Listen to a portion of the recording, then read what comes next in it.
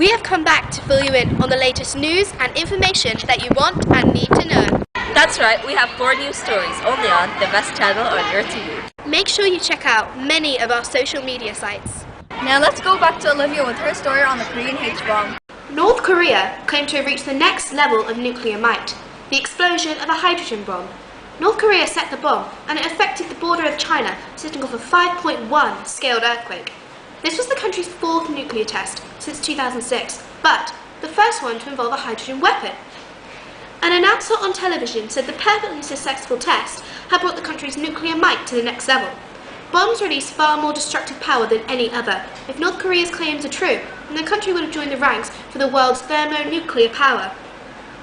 Experts were skeptical, pointing out that the earthquake at the Punggye-ri site measured 5.1 on the Richter scale. This is no larger than the last recorded during 2013. But South Korea, which is threatened with invasion or even nuclear destruction by its neighbours, announced the latest test as a grave privation. More information will come as the meeting of the council develops. Hi, I'm here to talk about the lifestyle of HMC and doctors. I've interviewed Dr. Jess Thomas and she gave me some answers. Let's see what she wrote. What's your name? My name is Dr. Jess. Hi, doctor. So, what do you think about your job? I really like my profession. I think as a doctor, I'm being a big service to the community, which I find it's a very great thing to do. So I really like my job. Are you comfortable with it and the colleagues around you? Yeah, mostly all of them are really nice. It's like our profession is like a group work, so we have to work as a group. There is no role for being an individual person when you are practicing this profession. So mostly the colleagues are nice, except for like any other profession, you find difficult people, but mostly it's fine. When did you decide to become a doctor? When I was quite small, I had uncles who were into this profession, and I was fascinated the way they were dealing with their life and the patients. But then when I grew up, after probably like 16 years of age, I decided that I would join this profession. Do you think your job is fair, and how?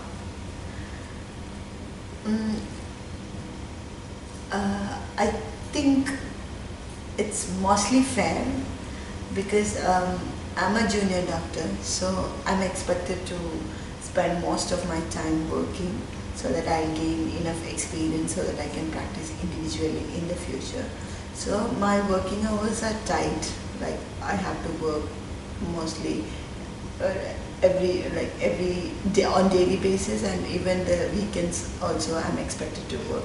And also I've got lots of night duties, but that is expected out of me because I'm still at a junior level, and if I need to be competent at a senior level, I have to go through this experience. So as far as the working hours and the volume of the work is concerned, I think it's fairly done. Now let's go back to Rand with her story on how electronic devices damage teens. Hi, I am here today reporting on the overuse of electronic devices by teens, which is causing issues in our society. Many teens are overusing laptops, iPads, and iPhones. Teens that spend longer than 2 hours a day on a computer or TV are more likely to suffer psychological difficulties than other teens. Dr. Angie Page, lead study of author from the University of Bristol's Centre for Exercise, Nutrition and Health Sciences, said, whilst low levels of screen viewing may not be problematic, we cannot rely on physical activity to compensate for long hours of screen viewing. Watching TV or playing computer games for more than 2 hours a day is related to greater physical difficulties, irrespective of how active children are. The study says that those children who did fewer than 60 minutes of moderate to vigorous physical activity per day were an increased risk of psychological difficulties if they spent more than 2 hours using a computer or watching TV. I asked some students and teachers about what they thought about phone usage. Here are some of the answers that I received.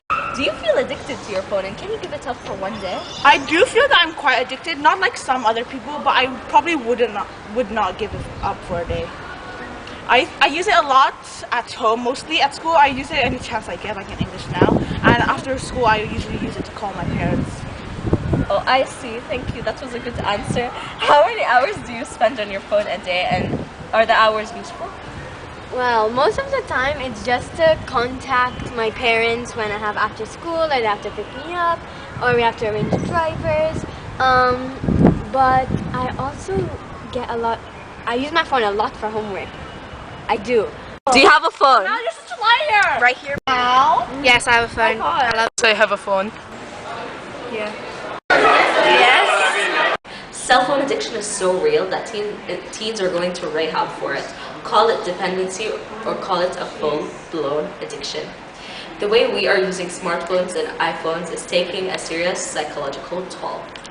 Good morning. Today I'm reporting on school uniform and how it affects students during school hours. I have interviewed students and teachers from Parkhurst English School to see what their opinion towards the subject is. Here is the information that I have received from the following teachers and students. Hi, I'm here with Ms. Savage to interview her and ask her what she thinks about school uniform. Do you think that school uniform is necessary for school pupils? I do. I believe it really is important, because otherwise students get so hung up on what they're going to wear in the mornings and things like that, and it becomes a competition. Do you think, what do you feel towards people who think that school uniform is negative or positive?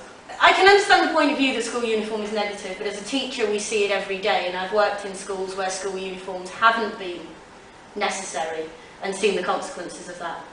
And I've known firsthand, basically, that a school uniform globally is better, even though students don't like them.